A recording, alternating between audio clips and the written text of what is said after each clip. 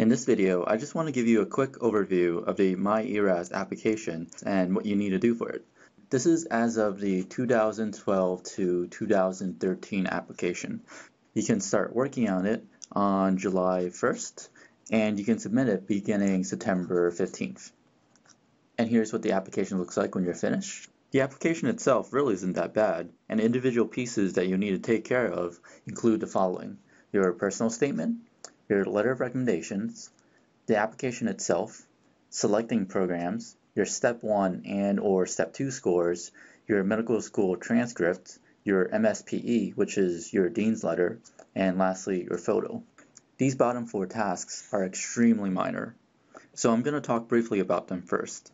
You have to authorize your USMLE transcript, which means your Step 1 and/or Step 2 scores, and you can do this electronically on the application.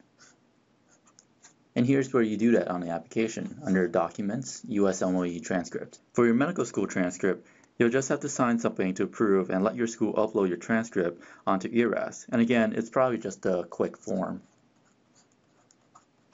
You don't need to worry about your dean's letter because your school will automatically upload that for you. For the photo, your school will upload a photo of you onto the ERAS application. My school was nice enough to schedule professional photographers to take these photos, and we would email the photo that we like best to the office. Now, let's talk about selecting programs to apply to. This process is very unique for each individual, but there is some general advice I can give. The first thing you want to do is determine what geography you want and what type of hospital setting do you want. Do you want to be in a large city, or a medium-sized town, or in a rural area? Are you okay with being anywhere in the northeasts, the southeasts, the northwests, and the southwest? Keep in mind that programs like applicants with obvious ties to a region, such as living there or going to school there, because that means the applicant will be more likely to actually want to go there. Do you want to be in an academic setting? Or maybe in a community hospital associated with an academic hospital? Or just a pure community hospital? This will help you narrow down your list substantially. After this, you have to decide how competitive of a program do you want. With all this information set, the best thing to do from here is to talk to your advisor or mentors in your specialty with experience helping medical students through applying, and talk with them about how many and which programs to apply to.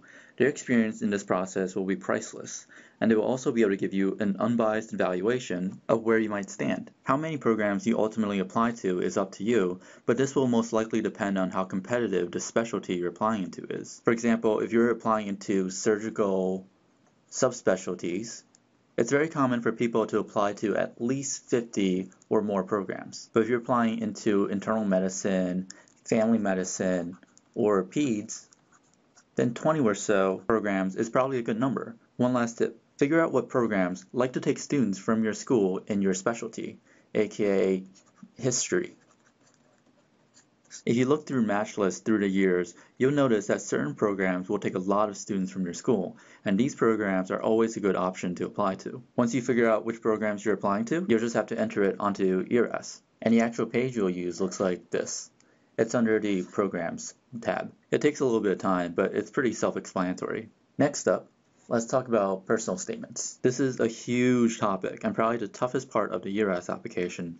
For this reason, I'm going to make a separate video on this. Just know for now that the purpose of your personal statement is to show, and I'm emphasizing show, not tell, the application reader who you are, what you're about, why you want to go into a specific specialty, some idea of what you want to do with your career, and what type of program are you really looking for.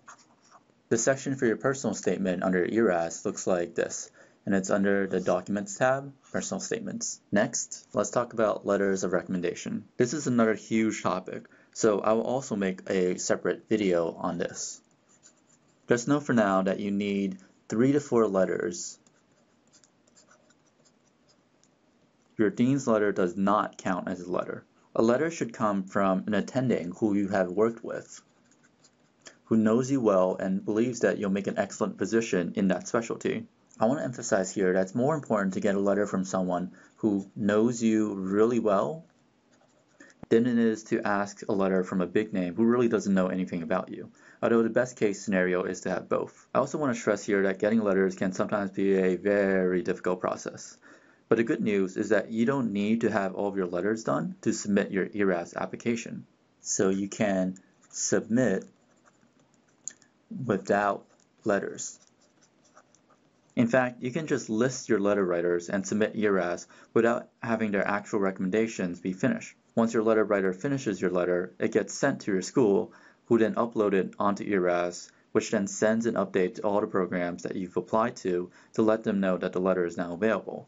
This is probably the case for the majority of applicants, and here's an image to show you what that looks like on ERAS. So it's under Documents, Letters of Recommendation. The last part of the application that I'm going to talk about is the application itself, and it's really not that bad. There's some basic demographic info that they'll ask you about, as well as some minor questions, but the meat of this part will be generating your CV or your resume using ERAS. They divide your extracurriculars into work experience, volunteer experience,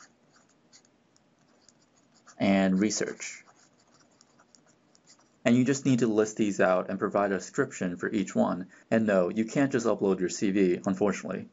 This is pretty self-explanatory as well, but just remember not to go too crazy in the description section of your activities. Less is often more in this case, although do feel to write more on activities that you are really passionate about and spent a lot of time on. And of course, here's an image from ERAS, and the application part will be under Application. As a reminder, here's a list of components for the ERAS application. Thanks for watching.